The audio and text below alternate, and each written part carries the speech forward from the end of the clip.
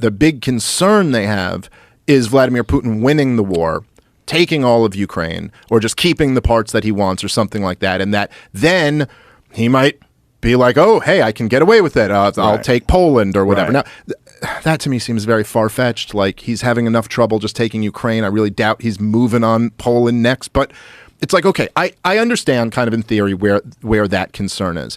But what about the concern if he loses? Like, what if he's humiliated on his own border and Russia is completely destroyed and humiliated? What if like he's attacked within Russia? What then? What if he's convinced that he's done and he's going to be overthrown or he's going to die? To me, that's actually the most dangerous scenario, because really nobody's probably going to launch the first nuclear strike unless they're already convinced they're dead anyway. You know what I mean? Yeah. And then it's like, all right, you're going to take me out, I'm bringing you with me type deal. Right. And to me, that's the biggest concern. What you want to find here is like an off-ramp where everyone can save face a little bit. Yeah. You know what I mean? Like, everyone can go home and tell their own people, like, we did the job, you know, like a justification somehow. And it really, it's got to involve like negotiating some type of compromise. And, you know, what if he does get overthrown and Russia becomes a failed state? That's a pretty dangerous scenario, too. Imagine Russia becomes like Libya. Because when they overthrew Muammar Gaddafi, Libya fell apart. Yep. They have open air slave markets where you can auction slaves off. You could watch them on YouTube. Libya is terrifying. Well, that's why it's so crazy that, because you'll hear people like like Lindsey Graham and like idiots like that will talk about like if Putin's overthrown, like almost like it's a given that things are better then. And you're like, how? Even if it didn't go to like a failed state like Libya, like how do you know it's not just like a far worse right-wing dictator who comes up and takes over? You know what I mean? Like, why is it's not? If there's one thing we've learned from the 20th and 21st centuries, it's like sometimes you can overthrow a government and it can be much worse than the one that you overthrow. You know, governments were overthrown after World War I in Russia and Germany. Yeah. And then came in Lenin, Stalin, and Hitler, right? Like, it can get a lot worse, even if it's not a Gaddafi, failed state type deal, which is also much worse. But you could be looking at something, that's far worse than what we have right now. But isn't it amazing that that's taken place so many times, and yet we still have this idea that overthrowing them or getting rid of our enemy that's the solution to the problem?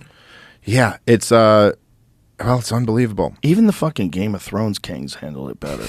Yeah, they really.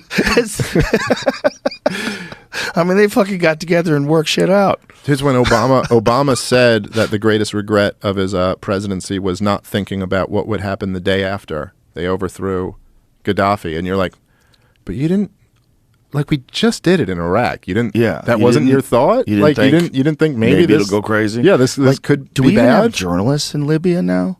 I don't think so. I mean, maybe, I don't know. I mean, they've done a few pieces on like the open air slave markets. I haven't seen anything in a few years. But who's running Libya?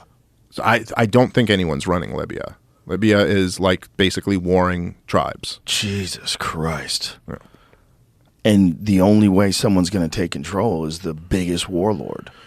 That's usually how it goes. And what are their resources? Is it drugs? Sudan militants spark huge risk in lab with samples of deadly viruses. Oh, terrific. Wonderful. Terrific. Wonderful. We just happen to have deadly viruses laying around where there's a revolution. You know, it's interesting if you go back and read these guys. Like I was talking about the Project for a New American Century. Have you heard of those that before? It was like I've heard a think it from tank. you. Yeah, It was a think tank in the 90s. It fueled a lot of, if the 9/11 conspiracy guys, like even some of the kooky guys, it fueled a lot of them because it was basically this, it was a think tank. Its founding signatories were like the Bush administration. It was all the neocons in the 90s who were out. So it was Robert Kagan and, Bill Kristol and Dick Cheney and, like all the Paul Wolfowitz, all the kind of like neocons who ended up taking power in George W. Bush's administration. And they laid out their plans for what they wanted to do. And one of their plans involved overthrowing Saddam Hussein in Iraq and fighting multiple wars and NATO expansion in Europe. And so the 9/11 conspiracy theorists would jump on this and go, aha, You know, this is why they brought the towers down, just so they could get the war in Iraq that they always wanted. Whereas I think the simpler explanation was just like they took advantage of the opportunity when it came and realized they could get what they wanted. But regardless, there's no debate. They're on record. They wanted it back in the 90s. And one of the so basically what it's about, it's what the title is. It's a project for a new American century. And they're like, hey, we're in the 90s here. The Soviet Union has fallen. The 20th century was the century of America. And now what's our plan for the next century? What's the plan for the new American century?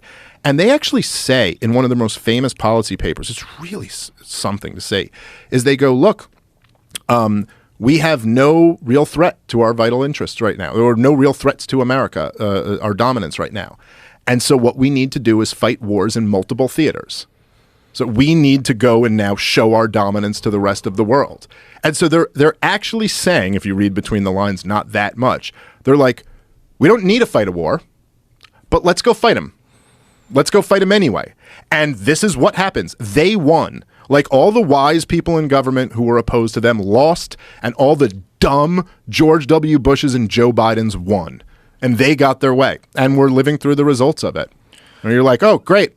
Isn't this wonderful? Do you remember when that general, was it Wesley Clark. Wesley Clark, that's right. Wesley Clark told this reporter in this interview that, like, find that interview because it's so fascinating. You said 5 countries in 7 years, or and 7 countries like, in 5 years. What are we doing?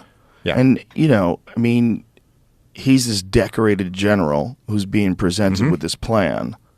And let's play this because this has not been discussed enough. This can never be discussed enough. It can never be discussed enough. And it's also, it's all out there and you're not hearing it, you know, and this is the fact that journalists aren't like putting this in everyone's face. Well, this very information that you're giving out today. Well, the good ones are, to be fair. I mean, like the Glenn Greenwalds and the Aaron Mateys and the Matt Taibbis, they're doing a great job on this stuff. Coincidentally, all independent. Yes, and coincidentally, all vilified by the establishment. And weren't independent initially. And these guys have all had to stick to their principles and leave. So listen to this, because this is very fucking wild. About 10 days after 9/11, I went through the Pentagon and I saw Secretary Rumsfeld and Deputy Secretary Wolfowitz. I went downstairs just to say hello to some of the people on the Joint Staff who used to work for me. And one of the generals called me and he said, "Sir, you got to come in. You got to come in and talk to me a second." I said, "Well, you're too busy." He said, "No." He says, "We've made the decision. We're going to war with Iraq." This was on or about the 20th of September. I said, "We're going to war with Iraq. Why?"